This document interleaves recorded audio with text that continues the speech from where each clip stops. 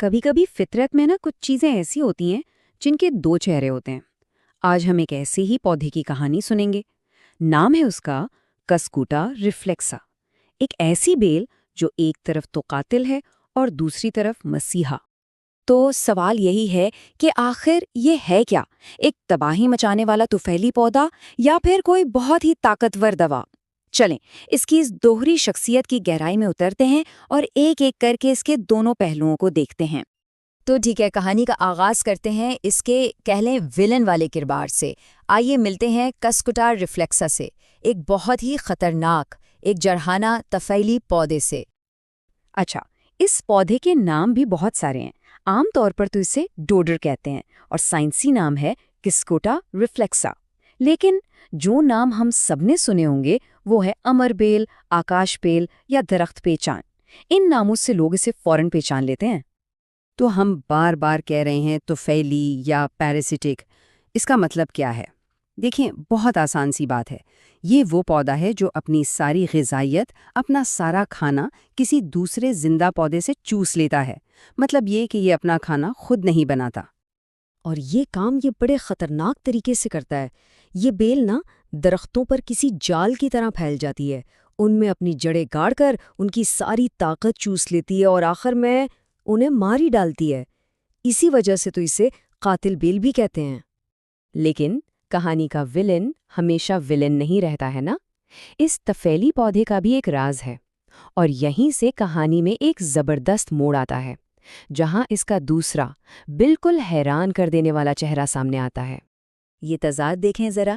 ایک طرف تو یہ پودوں کا جانی دشمن ہے، ایک ایسی بیل جو دوسرے پودوں کا گلا گھونٹ دیتی ہے، ان کا خون چوستی ہے، اور دوسری طرف یہ انسانوں کا دوست ہے، ایک ایسا ساتھی جس کی شاخیں اور بیج روایتی دوائیوں میں جان ڈال دیتے ہیں۔ اب آتے ہیں اس کے طبی پہلو پر۔ یونانی طب میں ہر چیز کا ایک مزاج ہوتا ہے، تو اس بیل کا مزاج ہے دوسرے درجے کا گرم اور خشک، اور یہی بات اس کی ساری طبی خصوصیات کو سمجھنے کی چابی ہے۔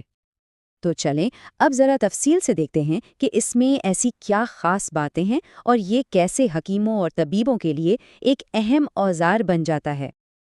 اچھا، یہ ہیں اس کے افعال، یعنی یہ جسم پر کام کیسے کرتا ہے۔ یہ ملطف ہے، مطلب سکون دیتا ہے۔ محلل ہے، یعنی سوجن کو ختم کرتا ہے۔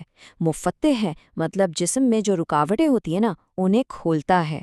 یہی نہیں، یہ گیس کو ختم کرتا ہے، جسم سے سودا کو نکالتا ہے، اور تو اور پیٹ کے کیڑوں کا بھی خاتمہ کرتا ہے۔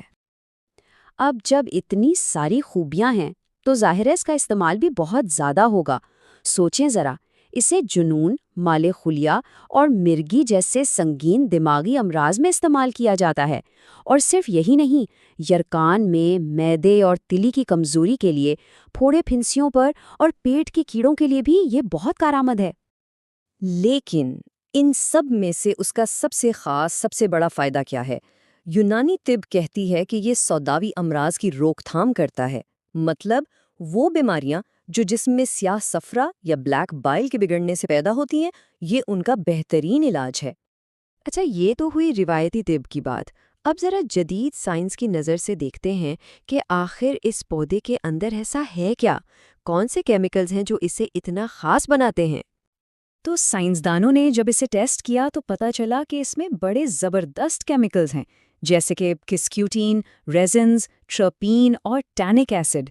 دراصل یہی وہ چیزیں ہیں جو اس کے سارے طبی فائدوں کی وجہ ہیں۔ دیکھیے، کیونکہ یہ اتنا طاقتور پودا ہے تو یہ بات بہت اہم ہے کہ اسے بڑی احتیاط سے استعمال کیا جائے۔ تو اب ذرا اس کے خوراک اور کچھ ضروری احتیاطی تدابیر پر بات کر لیتے ہیں۔ اس کی جو صحیح خوراک ہے وہ ہے 3 سے 5 ماشا۔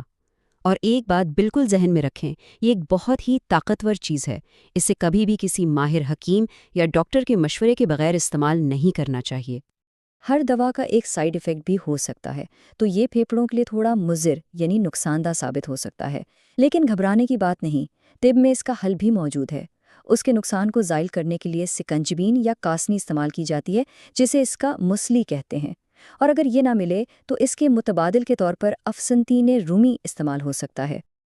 اور آخر میں ایک اور دلچسپ بات، یہ پودا کوئی عام جڑی بوٹی نہیں ہے، یہ بہت سی مشہور اور آزمودہ دوائیوں کا حصہ ہے، جیسے کہ عطر الافتیمون، معجون نجا، معجون چوب چینی اور شربت دینار۔ اس سے پتہ چلتا ہے کہ طب میں اس کی کتنی زیادہ اہمیت ہے۔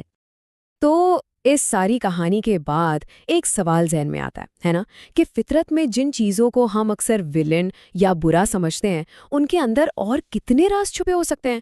شاید ہر قاتل کے اندر ہی کہیں ایک مسیحا بھی چھپا ہوتا ہے۔